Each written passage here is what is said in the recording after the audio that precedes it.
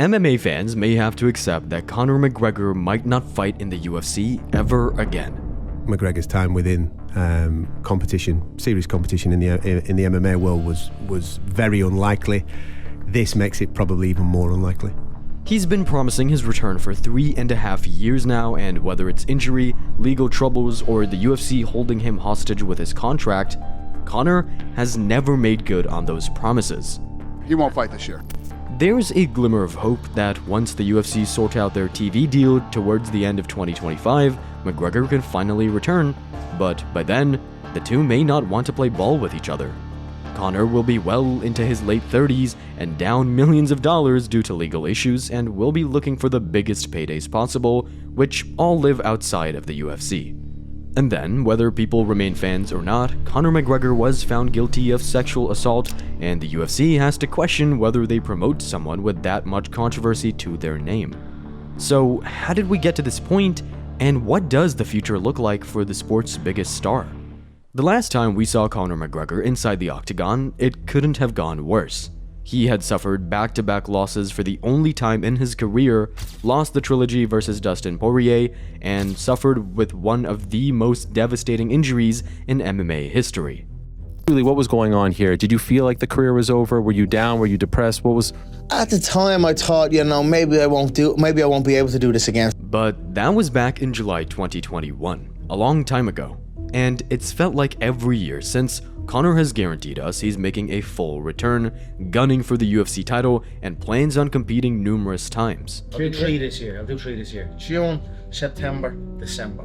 When you think about returning and what you'll be able to accomplish, would you like to fight more than once a year? Is it something that... Megan, I want 4, 3, 4 is if you want to see, if we can get to where I need to get to, 3 or 4 a year is perfect. But time and time again, it's never even come close to happening.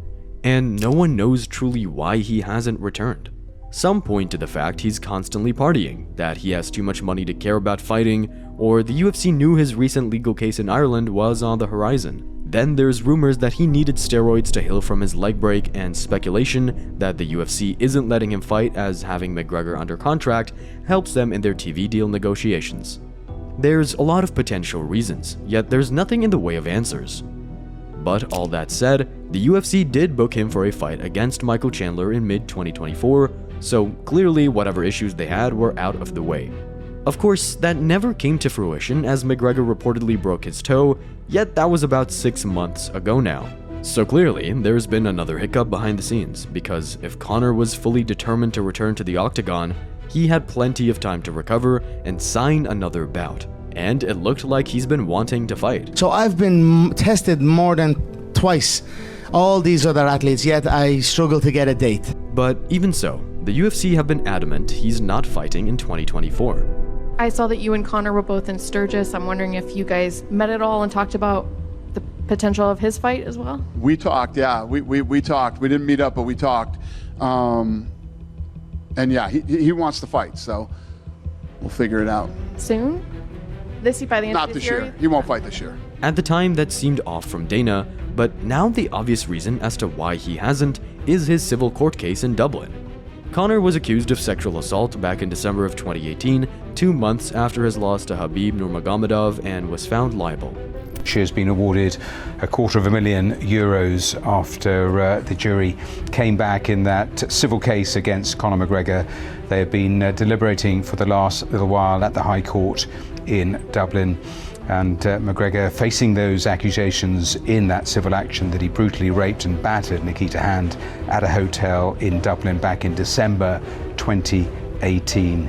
The Irish sports star had previously told the court he had consensual sex with Ms. Hand, but the jury believing her and awarding her that amount of money. With it being a civil case and not a criminal one, there's no threat of Conor actually going to prison, but there's still a lot of controversy surrounding this.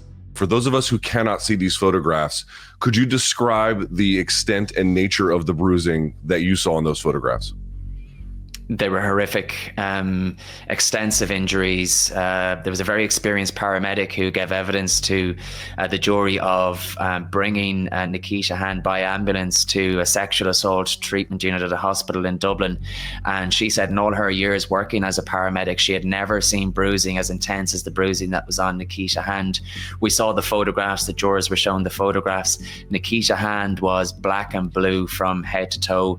The photographs were very, very difficult to look at for me as a seasoned journalist who, covers murder and rape trials in the criminal courts day to day. They were a very, very difficult thing to look at. You would have to assume it was very difficult for the juries to look at them too. In his brief statement after the verdict, McGregor signed off by saying, "Getting back to the gym, the fight game awaits." But we've heard this "I'm back" speech so many times now that MMA fans don't even believe him. And even if it's true this time, the UFC are going to be reluctant to book him a fight considering the drama that surrounds him. Even though this isn't a legal case, so therefore he's not going to serve any jail time or anything like that, this is reputationally horrific. In my opinion, it's reputationally horrific. He works with a lot of brands, he has a lot of brands himself. Obviously, he still believes that he's got some sort of fight career. I'm sure the fans have all got an opinion on what has happened today. And only time's going to tell. And by the time things may have settled, at least somewhat, the UFC's TV deal with ESPN will be up, and they'll have their own motivations for when and if they let Conor fight. Throughout 2025, the UFC will be renegotiating their TV deal to decide who gets the rights to air the UFC from 2026 onwards. They'll likely have offers from ESPN, Netflix, Disney, and more. Of course, our UFC deal with Disney and ESPN ends at the end of next year. So we'll be negotiating on all fronts, if you will. Ari and I will have a pretty big first quarter as we go around the merry-go-round, if you will, to talk to the different players who are interested, potentially splitting the packages. We've got linear, we've got digital, we've got pay-per-view. I mean, there's a lot of options here. And one of the UFC's big bargaining chips is that Conor McGregor has 2 fights left on his UFC contract. It means 2 huge guaranteed paydays, millions of pay-per-view sales, and millions of dollars in subscriptions to whoever wins the right to show it. So the UFC are using Conor McGregor's star power as leverage to get a better deal for themselves. Some people are claiming that by doing so, they're essentially holding him hostage. So they're trying to renew their deal with their negotiating multiple people, but let's say it's going to go with ESPN. They're trying to renew the deal and get him the most amount of money. So a part of that negotiation is, hey, we have Conor McGregor for 2 more fights. But if he were to fight now, that wouldn't be a part of the negotiation. The company would be like, oh yeah, well you only have Conor for one fight. So that's why Conor's not fighting right now. But with everything that transpired in his civil court case, there is concerns that he now may not fight in MMA ever again. I was of the thought process that McGregor's time within competition, serious competition in the MMA world was very unlikely. This makes it probably even more unlikely. The most obvious reason is that the UFC, the TV broadcaster, and any sponsors involved will all have to give the okay to have Conor McGregor compete for them. Because whatever your own personal beliefs, a jury did find him guilty of sexual assault. At every single interval of a medical screening by a professional, all of them concluded that her either injuries, mental or physical, were all in alignment with what happens to sexual assault survivors. Right. All of them. You never had one person on the forensic side say anything other than Nikita's Hand account is in all likelihood the correct one. As a result, his whiskey brand Proper 12 has dropped him as an ambassador, plus he's lost numerous other brand deals. One of his business partners, the game Hitman, released this statement on Twitter this morning. It's a game that apparently Conor is a downloadable character in light of the recent court ruling regarding Conor McGregor.